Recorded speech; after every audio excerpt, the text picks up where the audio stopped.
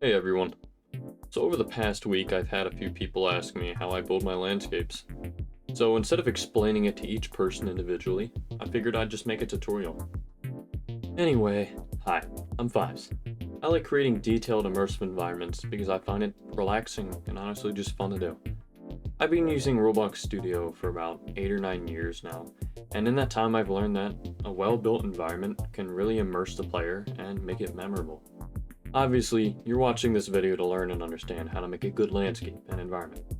So I'll break down the process I use when building scenes like this, from shaping terrain to environmental placement, to how I use references to guide the design. First off, you shouldn't start building without a reference or an idea on what you want to make.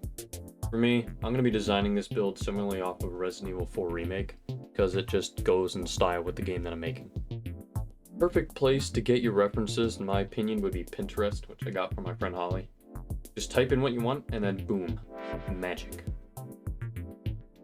A few features your reference should have is a good focal point, good lighting, depth, and obviously, if you like it.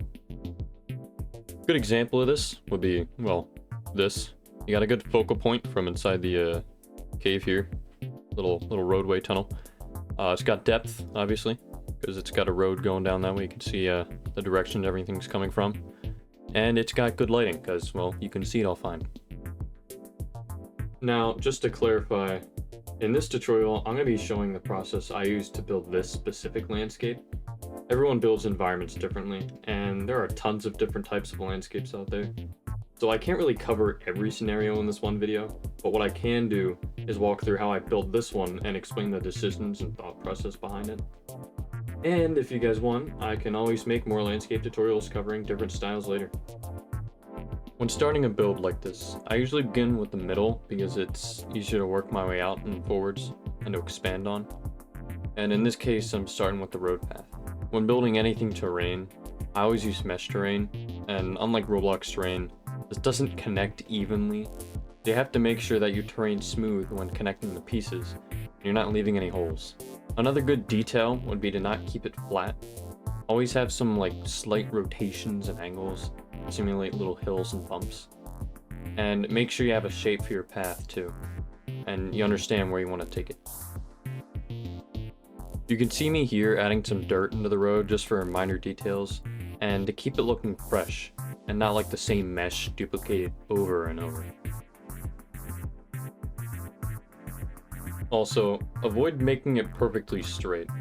Having your path curve is just more realistic.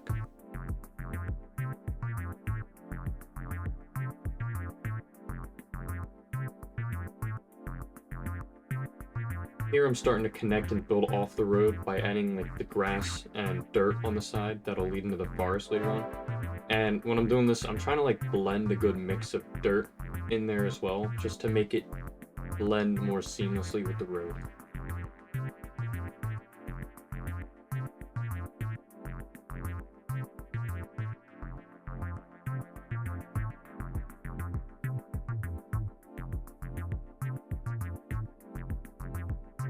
On the other side of the road, I try mixing up the different meshes as well, just to make it seem different. As I add more to the side, I start moving into the midground more. Here's a reference of what foreground, midground, and background are.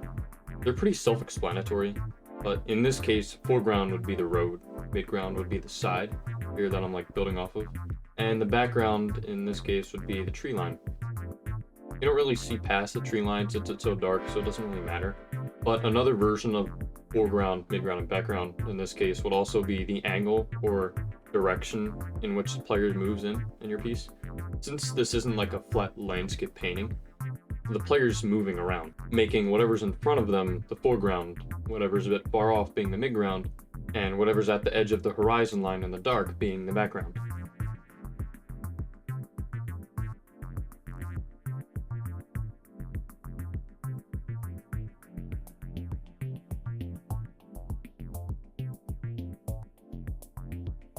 Now I'm starting to place the trees to form the forest around the road.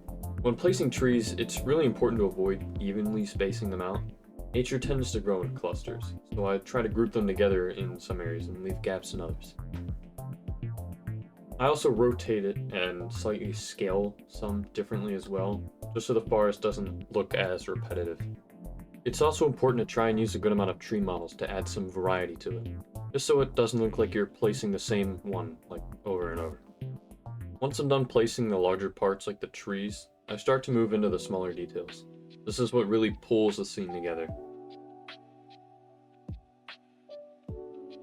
When placing plants like bushes, ferns, shrubs, like all those goods, I try not to use just one type over and over.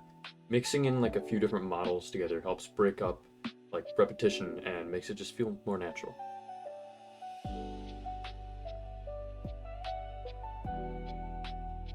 The biggest thing when detailing nature is to avoid patterns. Nature's messy, so letting things feel a little more random actually makes the environment look better.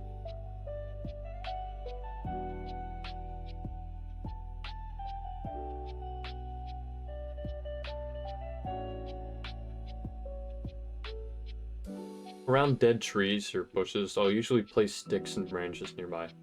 It helps sell the scene and the thought that it's been there for like some time and that it's naturally falling off.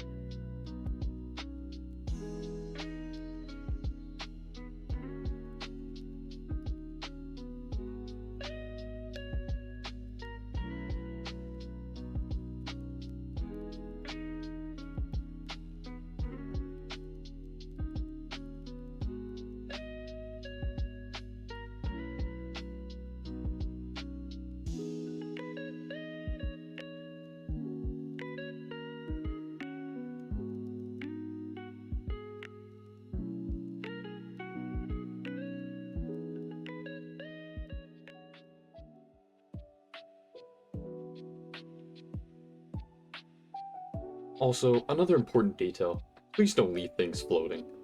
When playing other people's games and you see things like a floating bush or floating grass, it just, A, it doesn't look right, and B, it just shows the person who designed it didn't put as much care into like the details like that.